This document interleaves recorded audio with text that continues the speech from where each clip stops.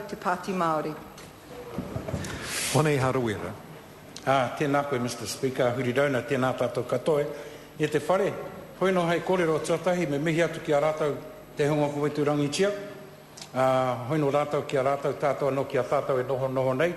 Me mihi atu ki a koe e te tuahine e Georgina, e mutu ana koe I o mahi roto I a tātou I tēnei o ngā whare.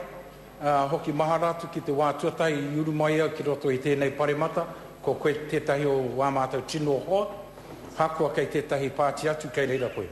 Nō reira ngamihi atu ki a koe, e hoki anō rā ki tō kāinga, ki tērā o ngā māwiwi roto I tō whare. Nō reira mihi atu ki a koe. Kia mite anō hoki, e mutu ana I o na mahi roto I a mātou e hoki tikana ki tōna kāinga, e hāpai ngā mahi reira. Huri rauna ki a tātou anō rā, e oku whanaunga, e oku te iti me te rahi. Koe anō hoki e hekia, tātou katoa e ngā Māori, tēnā koutou huri rauna ki ora tātou katoa. Me te mihi anō ki te ropu kākāriki. He hapai nei I a hau mai te taku tū motu hake, hei reo motu hake mo te taitoke rei taino ki taku mahi hei rangatira mo te ropu o mana, me mihi atu ki a koutou mo e nā tino tautoko, tēnā koutou ki ora tātou. Now, Mr. Speaker, as we bring this final sitting of Parliament to a close, I want to leave us all with some pointers as to just who this mana really is and what sort of world it is that we seek for your mokopuna and for mine. For mana, the defining issue for this election must be the elimination of poverty and the reclaiming of our ability to manage our own world. When 1% at the top end of this country has more wealth than the 60% at the bottom end, then it's time for change, and not simply tweaking around the edges, but real change. When 1% of our country can hold the rest of the country to ransom by virtue of their economic power and wealth, then it's time the 90%ers stood up and fought back. When 150 people can make $7 billion while 250,000 of our kids are living in poverty, then we need to say stop, not just for a cup of tea break, not for a pause, but to turn this bus around before people start dying of starvation and our kids start rioting. And when government flogs off our assets just to pay for our crippling overseas debt of $300 million a week while cutting benefits to its own citizens in desperate need, then I think it's time to acknowledge that government has got its priorities all wrong. Mr. Speaker, to nobody's great surprise, mana will not be chasing votes from the wealthy or the corporates. For under the guidance of this National Māori Party Act government, those sectors have done obscenely well and don't need the help of anybody else.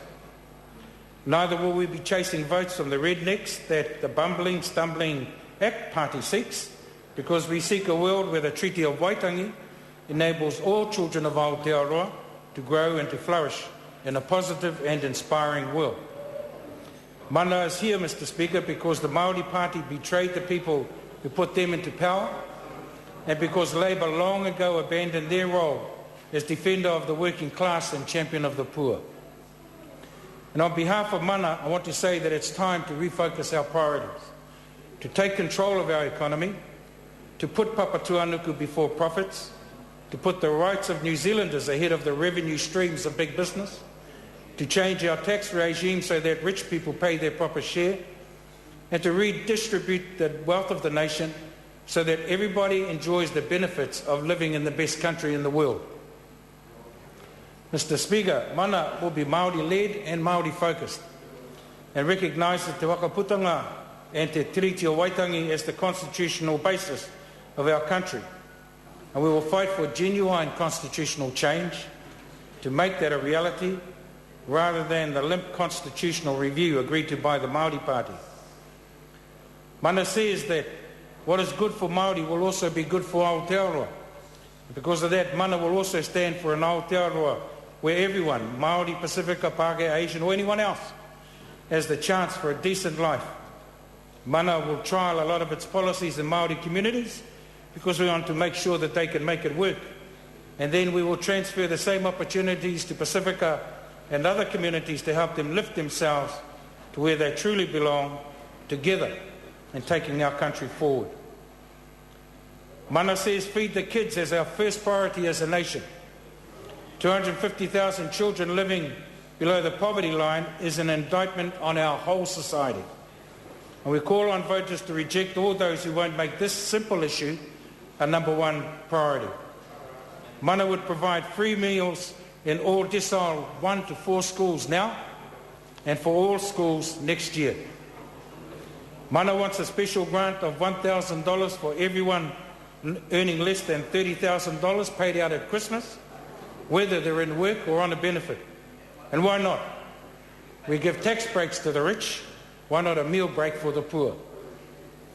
Mana wants a minimum wage of $15 an hour by April next year, not in 2014 or in any other year. We have the money to pay for it. Those who deserve it should have it now. No excuses. Mana wants free education for all the way up to tertiary level. Making our kids pay for their future means the first thing they do when the ink dries on their diploma is check out the cheapest flights to Australia. Free education is important to our nation because investing in our kids is an investment in our own future. Mana would abolish GST altogether, not tweak it for fresh fruit and veggies like Labour, nor vote to increase it like the Māori Party, but abolish a tax on the poor that was introduced by Labour and increased by National. Mana opposes National's plan to increase unemployment and Labour's refusal to fight for employment for all. Mana calls for a program of full employment based on figures from the CTU who tell us that if government took back the tax cuts it gave to the 1% last year, we could take everybody off the unemployment register today and give them a job tomorrow at 40 hours a week and $15 an hour. And no, poor people don't want to wait around for the kind of long-term sustainable employment that doesn't exist. They want jobs now. The free marketeers have been in charge for the last 30 years, and all we got was an increase in long-term unemployment and even an ever-growing underclass, the loss of much of the nation's assets, and a skyrocketing national debt. No thanks. They've had their turn, and all they've done is rob us blind. No, it's time for a national jobs program, jobs for everyone who can work, in our schools, in our hospitals, on our marae, creating work where everybody can add value to their communities. Mana recognises that we have a massive shortage of housing for people in need. We know that families are living in cars and sheds and garages right across this country. We condemn National's recent decision to kick families out of state houses because if they're on the minimum wage, they're making too much money. And we condemn Labour's silence on the issue. Mana wants 20,000 new state houses built over the next 2 years to address this critical shortage and to help people get jobs right across the country in the housing sector. And Mana says, let's be big enough to pay for what we promised. Abolish GST and introduce the honeheke tax on all financial transactions. A levy of just 1% on current financial transactions would nearly double our current tax revenue, extra funding for health, education and social welfare, money for research and development and economic growth, and substantially more for treaty settlements beyond the miserable 3% both National and Labour have given us to date. Mr. Speaker, Mana wants a world where our kids are healthy, where going to school is something to look forward to, where there are jobs to aspire to, where families are strong, where workers have a real say in the economy that they are key players in, where communities control their own development, where iwi can respond effectively to the needs of their people, where all New Zealanders can speak Māori as well as they speak English, where our Pacific cousins are treated like the family that they genuinely are, and not the slave labour that we bring in to do the jobs nobody else will do, and where our country is the jewel in the Pacific that we like to brag about, and where everyone feels that Aotearoa is a country to be genuinely proud of. We have the money to pay for it, we have the people to make it happen, we have the best country in the world, bar none. All we need is the courage to say stop, turn around, go back and get the kids and start rebuilding our world from there. In closing, Mr. Speaker, let me extend my best wishes to many people, to the All Blacks of course, for all the scrutiny you've had to face and the expectation that you bear for all New Zealanders. Know that everyone in this House wishes you well in your quest. And while I'm on it, to Eliota Fui Maono Sapolu for challenging the racism that we all know is at the heart of the mean-spirited attitude of the IRB. To Māori people throughout Aotearoa, may the next 6 weeks and the run-up to the election be a journey of hope and a drive for a new world. Kia ora tātou katoa. Time has expired. Dr. Kennedy Graham. Thank you, Mr. Speaker.